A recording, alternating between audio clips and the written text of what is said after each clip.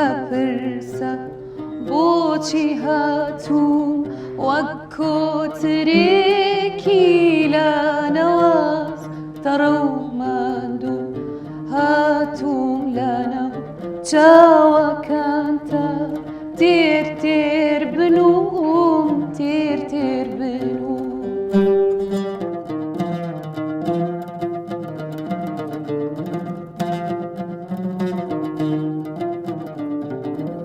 پەنجەکانم تین و یانە دەزمەنێ باڕویانەوە پەنجەکانم تین و یانە دەزمەنێ باڕویانەوە بابیان گێرم بەڕازی قژی خاوتاو نەڕۆنەوە تا تێرعاتر ئەخۆنەوە تا تێرعاتر ئەخۆنەوە بۆ بێ لەو چاوەکەوانە چی شکەوم بۆ بێ لەو چاوەکەوانت چی شکەوم لێم مەپرسە بۆچی هاتووم وەک کۆترێکی لە نەواز تەڕە و ماندوو هاتووم لەنەو چاوەکانتە تێر تێر بنووم تێر تێر بنووم. خۆشەویستانی قەلەندەرخانە ئەم کاتە و هەموو کاتێکتان شاد فەرموون لەگەڵ ئەڵلقەیەکی نوێی بەرنامەی قەلەندەرخانە. خۆشەویستان بەرنامەی ئەم جارەمان تایبەتە بە لێدوان لەسەر شێعر و بەرهەمەکان و نووسینەکانی یەکێک لە کەڵەپیاوەکانی ناو ئەدەبی کوردی، کەسێک کە شاعیر و نووسەر و هونەرمەند و لێکۆڵەرەوە و شۆڕ ڕژگێڕیش بووە. ئەویش مامۆستای شاعیر مامۆستا دڵشاد مەریوانی بوو. خۆشەویستان بۆ قسەکردن و لێدوان لەسەر شێعر و بەرهەمەکانی شاعری گەورە نووسەری گەورە مامۆستا دڵشاد مەریوانی، برای خۆشەویست برای نووسەر و هونەرمەند مامۆستا حەمەد ڕەشید هەرس میوانی بەرنامەکەمانە. بەخێر هاتی مامۆستا جان. هەروەها برای خۆشەویست کاکە نەورەس عومەر بە ئامێری عود بەشدارە لەگەڵمانە. بەخێر هاتی کاکە نەورەس. بێگومان لەگەڵ هاوکارم خەندەخان. مامۆستاگیان بەخێر بن سەرچاو. بەخێر هات مامۆستا گیان. ئێمە ئەمانەوێ وەکو سەرەتا کە تۆ ژیانێکی زۆرێ لەگەڵ مامۆستا دڵشاد مەریوانی بردوتە سەر وەکو هاوڕێ، بە ئێمە و بە بینەرانی خۆشەویست بڵێ دڵشاد مەریوانی کێ و سەرەتاکانی لەکوێوە دەستی پێکردووە. شایانی وتنە هەموو جارێک کە باسی خوا لە خۆشببوویەکەکەین نەک لە کووردا لە هەموو جیهانیشە زۆر یعنی با بڵێن هەموو جارەکان زیادە ڕۆیی بە ژیانیەوە ئەندرێت، بەڵام هەرچۆنێک باسی ئەم کوڕە بکەین ئەم دڵشاد مەریوانی برادرم هەرچۆنێکی باسکەی لایەنە ئەرینیەکانی بە تایبەتی هەرچۆنێکی باسکەی زیادە ڕۆیی نییە. دڵشاد مەریوانی کەسێکی جوان بوو، کەسێکی هونەرمەند بوو، کەسێکی نووسەر بوو، کەسێکی خاوەن سەلیقە بوو. جوانترین نواندنیە کرد، دەستی وێنە کێشانی هەبوو، دەستی مۆسیقای هەبووە کۆردەری لیا، جوانترین سەمایە کرد. لە پاشەوەشە چیرۆکیە نووسی، شعریە نووسی، لایەنەکانی ئەدەبی هەمووی ئەزبەر کردهبوو. وازی لەوە بە هەمووانەشە وازی نەهێنا، نەشتەرگەریشیە کرد، پێشمەرگەی بریناریە هێنا، برینەکانیە دووریەوە تەداویە کرد. زۆر زۆر لە خاوەن ئەزممویە جوانتر. دڵشاد مەریوانی کەسایەتیەکی زۆر گەورە بوو. بەڵێ مامۆستاگیان و وەکو بەرچاوڕوونیەک بۆ بینەرانمان دیارە شاعیر لە ئەسحابەسپی لەدایک بووە؟ بەڵێ شوێنیان زۆر گواستۆتەوە. بەڵێ لە ئەسحابەسپی لەدایک بووە لە گەڕەکی شێخان بوون لە گەڕەکی سەرکارێز بوون لە پاش هەمویان هاتنە گەڕەکی عقاری لەو کاتا ئیتر ئێمە زیاتر ساڵی لەدایک بوونی ساڵی لەدایک بوونی یا 1940 یا 46 بەڵام ئیتر لەو دوانە یا ساڵێ لە من گەورەتر بوو یا لە هەمان ساڵا بووین ئابە شێوەیە لە ساڵی 1964ەوە من دڵشاد مەریوانی بوو بە هاوڕێم. بەڵێ مامۆستاگیان دیارە ئەو ژنگەی کە تیا لەدایک بووە و تیا ژیاوە کاریگەری هەبووە لەسەر نووسینەکانی لەسەر ڕۆحی دڵشاد مەریوانی ئەگەر باسێکی ئەمەشمان بۆکی بێگومان ئێمە لە ساڵی 61 کە مێر مناڵ بووین و چاومان کردوێتەوە لە فرمێسک و خوێنە هەڵمان هێناوە ئەمە تاسیرێکی زۆری هەبوو بۆ سەر کاکە دڵشاد. کاکە دڵشاد پێشبەرگە بوو پێشمەرگەی ناوشار بوو لە تەنزیماتی حیزبەکانە کەسێکی چالاک و کاریگەر بوو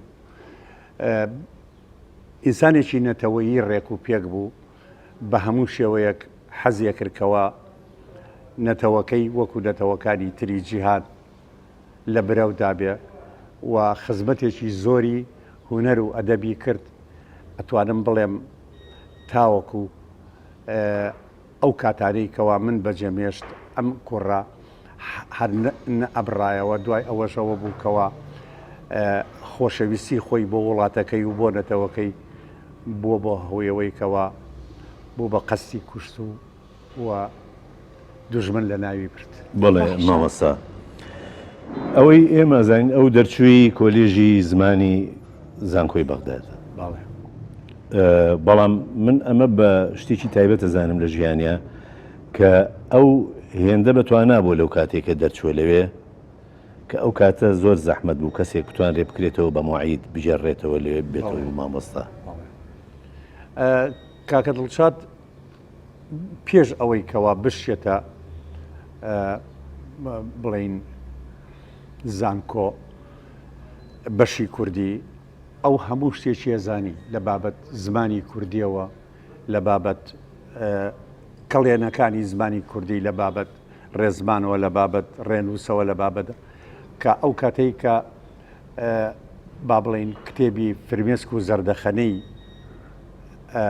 بە چاپکەیان ئەو کاتە لە سۆلفی پێنجی ئەدەبی بووین پێنجی وێژەی هێشتا لە قۆناغی ئامادەیی هێشتا لە قۆناغی ئامادەیی بووین ئەی بینن کەوا هەموو شتێکی جوانی پێوە دیارە یعنی ئەگەر زانکۆشی نەخوێنایە دڵشاد یعنی ئەو دیوانە کەی خوێنیتەوە هەستەکەی توانای شاعیرێکی پێگەشتووە ئەو کاتەی کە کاکە دڵشاد فرمێسک و زەردەخەنەی بە چاپکەیان لەو کاتەیە لە هەموو ئەوانەی دەور و پشتی شاعیرتر بوو لە هەموو ئەوانەی دەور و پشتی داهێنەرتر بوو لە هەموو ئەوانەی دەور و پشتی زیاتر هەڵێنجاوی فکر و خەیاڵ و هۆش و داهێنانی خۆی بوو هی کەسێکی پێوە دیار دەبوو کە لەو کاتە ئەمانزانی شاعیرەکانی تر ئەدۆنیس و نیزار قەباری و سەمیح القاسم و مەحموود دەروێش و ئەوان بە شیعرەکانیانەوە دیارە بەڵام بە شێعری دڵشاد مەریوانیەوە دیار نەبووە شتەکان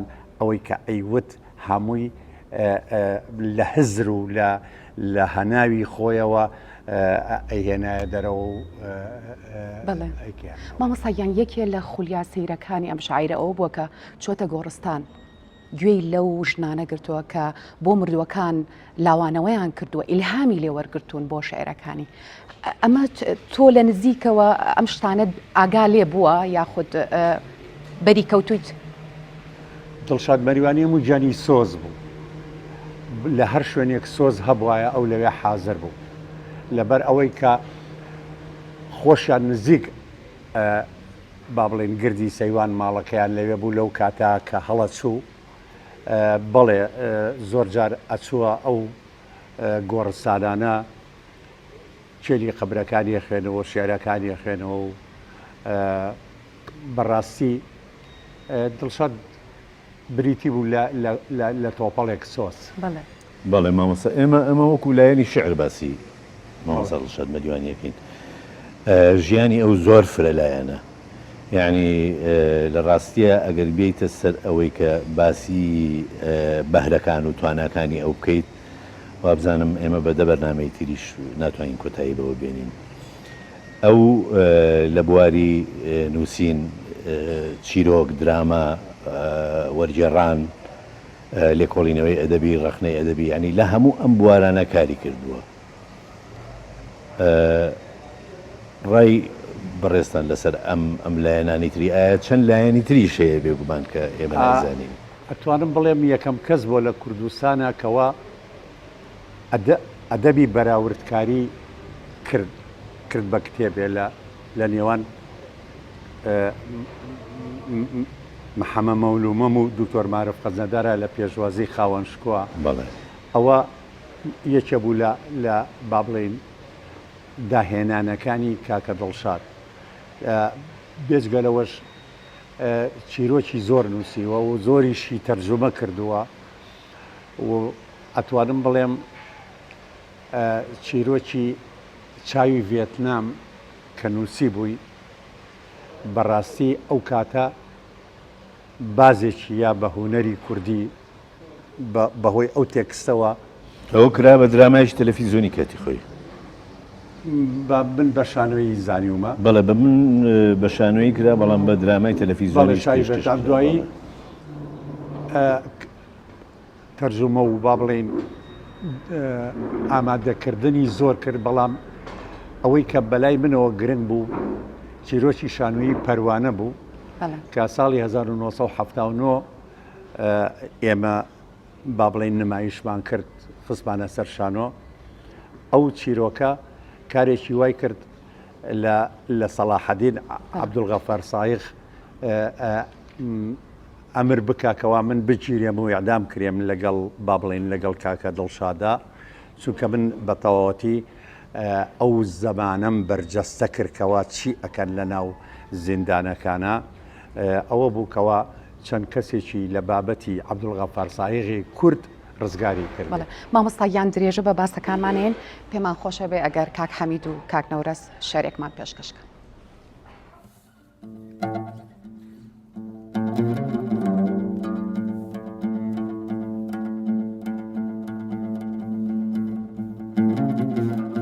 بۆ هاوڕێیانم من دەزانم دەکوژرێن، من دەزانم تەرمەکەم لە سارایەک فڕێ دەدرێ، وا دەشێوێ ناناسرێ، پێ نازانرێ تەرمی کامە قاچاق چییە، پێ نازانرێ تەرمی کامە پێغەمبەری یاساق چییە. هاوڕێیانم نامناسنەوە، نەسیمای خۆشی نەدیوم، نەباڵای قەت نەنەویوم، نەهیوای پڕچاوی گەشم، نەجێزابێ شوێن ئەشکەنجەی نەخشەی لەشم، نە ئەبروی ڕەشی وریام، نەدەم و لێوی پرسەودا ناناسنەوە، نامناسنەوە، هاوڕێیانم نامناسنەوە، بەڵام هەموو بە تاسەوە دەڕوانە لاشەی لە سارا کەوتووم. لە یەکتری دەپرسن بۆچی سەگی بێ خاوەن و بەبێ خانە، سەگی برسی و دەرکراوی لانە لە لاشەیان نەخواردووە، بۆ دەمیان بۆ نەبردووە. ئەی هاوڕێیان، گەر لاشەم جێگەستەی سەگ بوو بزانن سەگی پۆلیسە، گەستەی سەگی بۆشوایانی نەگریسە، سەگی برسی گاز لە لاشەی من ناگرن، هەر ئەوەشە هێشتومیەوە و دوژمنانم بەرگەم ناگرن. دەم خۆش کاک حەمیدگیان، دەست و پەنجە خۆش کاک نەورەس. مامۆستایان ئەم شعرەی کاک حەمید خوێنیەوە بۆمان بەم شعرە بۆمان دەرەکەوێت کە چەندێک نزیک بووە شعرەکانی لە ژیانیەوە. ئەگەر باکراوەندی ئەم شعرەمان پێ بڵێ ئەم شعرە بە چ موناسەبەیەک نووسراوە؟ دڵشاد پێشبینیەوەیە کردکەوە، یعنی پێشبینیەکانی کە ئەیکرد هەمووی ئەهاتە دی. ئەم پێشبینیەشی کە کردووە کەوا چۆنە کوژێ دیارە زانیوێتی کەوا ڕۆژە لە ڕۆژان ئەو ڕێی ئەوی لەسرە ئەبێ بەو شێوەیە بێت. بەداخەوە من و کاتێک کە ڕۆشتم ئێرەم بەجێهێش بەرە و دەربەدەری و شۆرەوەی بەوەم وتم بۆ نایی لەگەڵم با بڕۆین خۆمان دەرباسکەین. وتی من ئەلم خاکە خۆ بەزانم پاشە ڕۆژیشم ئەوەگە ڕووناک نابێ، بەڵام من لەم خاکە ئەمێنمەوە. بە هەر حاڵ دڵشاد کەسێکی زیرەک بوو، پێشبینی بۆ مردنەکەشی کردبوو کە بەو شێوەیە بوو و بە تەواوەتیش ئاوە بەرجەستە بوو. ڕۆحی شاد بێ. بەڵێ مامۆستا ئێمە لایەنێک هەیە کە لایەنی هونەرە لە ژیانی دڵشاد مەریوانیە. بێگومان من حەزەکەم باسێک لە دروستبوونی تیپی پێشڕەوی شانۆی کوردی بکەم کە ئەتوانم بڵێم بازانێک بوو لە هونەری کوردیە. بەڕاستی هونەری کوردی بەرەو قۆناغێکی تر بر تیپی پێشڕەوی شانۆی کوردی و هەتا ئیستەش کارەکانیان زیندووە. ڕۆڵی مامۆستا دڵشاد مەریوانی چی بوو لە دروستبوونی تیپی پێشڕەوی شانۆی کوردیە؟ شەوێکیان لە یانەی مامۆستایان دانیشتە بووین وتم دڵشادیان بۆ نایت نواندن بکەی لەگەڵمانە، تۆ لێوە شاویت ئەتوانیت. وتی ئێسا گەر بێم ئەبێ لە ئەوڵەوە دەست پێ بکەمەوە، ئێوە شەن شەقاوێکتان بڕیوە، من ناتوانم بگەمە ئێوە لە با بڵێن لە مەجای شانە و نواندنە. وتی من ئەگەر دەست پێ بکەم ئەبێ لە مسەوای ئێوە دەست پێ بکەم. وتەمەزانم ئەی باشە. وتی ئێستا لەوانەیە تیپێک نەبێ ئەم تەمایی من لە خۆی بگرێ. وتی بۆچی نایی تیپێک دروستکەین، تیپێکی پێشکەوتووی کەڵێنێک هەیە لە هونەری کوردیا با پڕیکەینەوە لە شانۆی کوردیا. ئەو کاتە مامۆستا ئەحمەد سالار لەگەڵ کۆمەڵی هونەری وێژەی کوردیە ئەو کاتە کەوایان پێوت ساردی کەوتە بۆ بینیانەوە. ئەوەمان بە هەلزانی کەوا ئەحمەد سالاریش بڵێن و ڕەوف حەسەنی ژێکە بوو لە هاندەرەکان. ئەوە بوو کەوا چوین دانیشتین کۆبوونەوەیەکی چوارقۆڵیمان کرد کەوا شتێکی وا بکەین. لە دوایە ئازادی حەمە بشکۆل و کاک تەها باراویش هاتنە ڕیزەوە، حکمەت هیندیژەوە زۆر لەگەڵ ئەحمەد سالارا بوو، لەگەڵ مستەفا و کەمال سابیریش من چوم لە کۆمەڵ هێنا. من بەو شێوەیە چایخانەیە گەبوو لای حەوزە وشکەکە، چایخانەی حاجی عەلیان پێوت. ئەلەو چایخانەیە دانیشتین سەرەتاکانی دروستبوونی تیپێکی پێشڕۆمان خستە سەر نەخشە و ئەوە بوو هاتین ئەو ڕسمەمان گرت کە ئێستا لە فەیسبووکە کەمایە هەر 6-7مان ئەوانە دەستەی دامەزرێنەری تیپی پێشڕەوی شانۆی کوردین داینەمەوەکەی دڵشاد مەریوانی بوو. بڵێ مامۆستایان بە حکمی ئەوەی هاوڕێی تەمەنی شاعیر بوویت، یادەوەریت هەیە لەگەڵ یادگاریەکانتان زۆرە. حەزەکەین یەکێک لەو شاعرانی شاعرمان بۆ بخوێنیتەوە کە یادەوەریت هەبووە لەگەڵ بەسەر چاو. ئەمە حەزی لە کچێ کرده بوو. لە دوایە پێی وتم وتی کاکە لێم تووڕە بوو، دەستی لێ خستمە سەر کەلەکەی و ئەم شیعرەی لێ هاتە ئارا.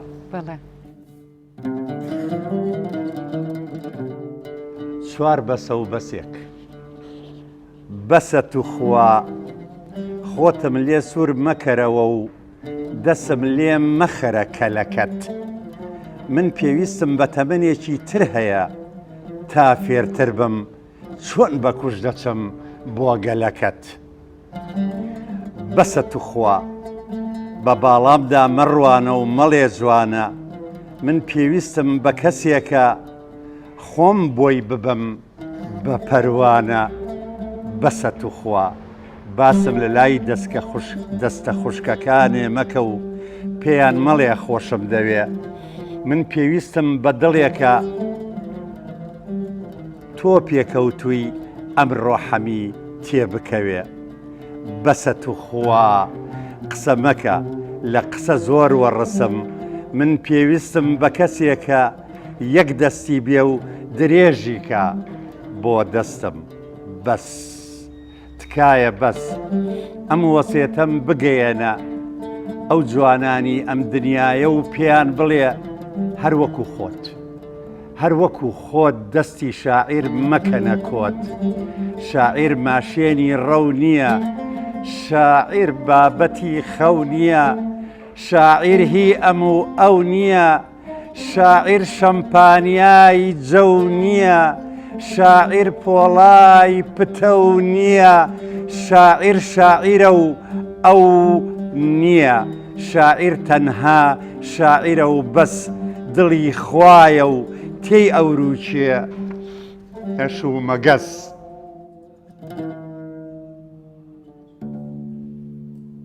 دەم خۆش مامەسا زۆر سپاس مامەسا گیان یەکێک لە شتەکانی من دەربارەی مامەسا دڵشاد مەریوانەی زانم کە بە حاکم ناسرا بوو بەڵێ پیانەوت حاکم ئەم ناوی حاکمە لە چێوە هات بوو لە خانەوادەکانی سلەیمانیە کە کەسێک زۆر خۆشەویست بواە و هەڵچوایە لە ناو کەس و کاریە یا پیانەوت پاشا یا پیانەوت ئاغا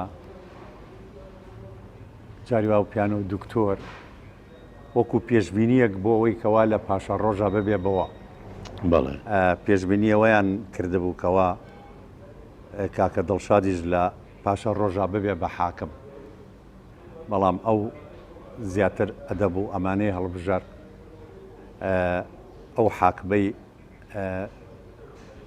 ئەو حاکمەی وەرنەگرت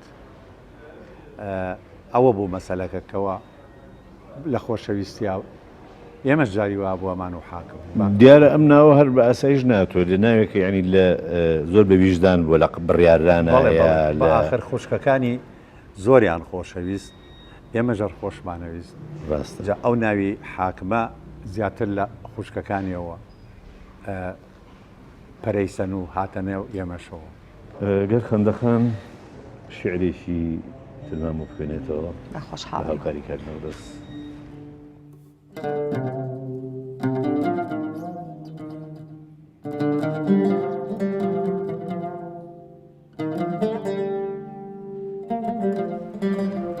مامۆستا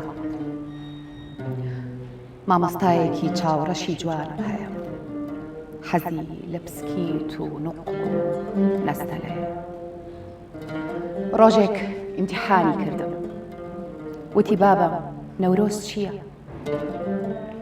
هەرچی وەڵامێکم پێوت دەرنەچووم و سفرم وەرگرت وتم کچم تۆ پێم بڵێ نەورۆز چییە و کام یادەیە وتی بابە عید میلادی پێشمەرگەیە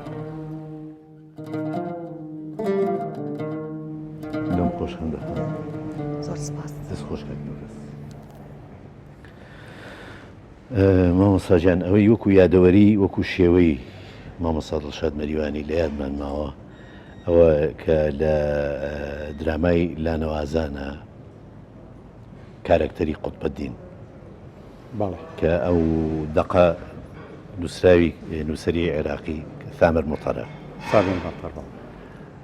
ئەو ڕۆڵە چۆن درا بە دڵشاد مەریوانی و خۆی حەزی لەو دەورە کرد چۆن وەکو چۆن من حەزم لە دەوری ڕەفیق کرد وەرە بگرە ئەویش وتی من ئەم دەوری قوتبەدینە بینم باوەڕ بکە 5-6 جار ستایلی ئەو کارکتەرەکەی گۆڕی یەک لەیەکی جوانتر بوو یعنی بەم شێوەیە ئەدایە کرد بەو شێوەیە دەریە بڕی بەو شێوە ئاخرەکەی گەیشتە سەر ئەو ستایلی کەوا لە لانەوازانە پێشکەشی کردووە بۆ ئەوەی کەوا بە تەواوەتی سەلمانی کەوا هونەرمەندێکی زۆر زۆر گەورەیە وەتوانی دەوری ئەو قوتبەدینە پڕاوپڕ با بڵین حتا کە لە شوێنەکانی تا ئیسە لە یادەوەری هەمومانە بەجێماوە هەموو لە یادەوەری هەر هەمومانە بەجێ ماوە بە شێوەیەک بەرجەستەی کردکەوە ئێمە هەموو سەرمان سوڕمان لە توانای ئەو بەڕاستی چونکە وەکو خۆی ئەیوت تەنها جارێکیان ڕۆڵێکی بچووکی لە گوڵی خوێناویە بینیوە ئیتر تەمسیل و شیوای نەکردووە بەس هەموو جارێ ئەهات پێشەوەی ئێمە لا نەوازان بکەین بۆ هەموو شانۆگەریەکی من ئەهات با بڵین هەنێ تێبینی جوانی هەبوو هی وردێ بوو پێوتم ئەوە ئەبوو بەهۆی پێشکەوتنم لە دەورەکە یعنی هانەرێکی زیادە بوو بۆ من کەوا ئەیکرد دڵشاد مەریوانی لێ هاتوو بوو زۆر لێ هاتوو مامۆستاگیان زۆر سپاس بۆ ئامادەبوونە زۆر سپاس بۆ ئەو زانیاریانی و پێوبەخشین زۆر سواسی کاکنەورە سوشەکان دەست و پەنجەوە خۆش بێ زۆر سپاسی هاوکارم کاک هەمیدی شەکە ئازیزانی قەلەندەرخانە بە گۆرانیەکی جوانی عوسمان عەلی کە لە شعری شاعرە کۆتایی بە بەرنامەی ئەمڕۆمان دێنین تا دیداری داهات و هەر سەرفراز بن.